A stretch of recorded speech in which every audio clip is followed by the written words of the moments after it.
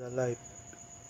Every minute, every seconds, hours, days, months, and years have passed, age been changed, but still life been always taught, and yet we still live with hope and faith even when life been unfair. Growing up, I realize that not all people are living the same life.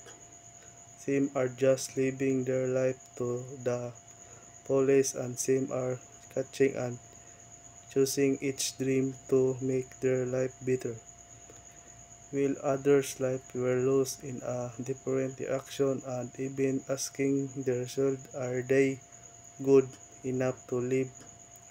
As I grow older, discovery that time has shown me the really beautiful of life is in the kindness of one's heart, and there comes moment when you must look in, inward and wonder, is the self in giving the word of the help in breath and little is easier for a life attached by kindness lives no each.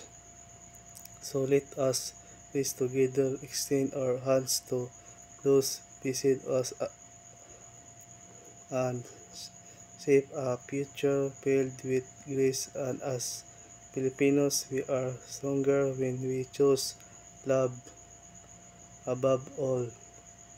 Leave us.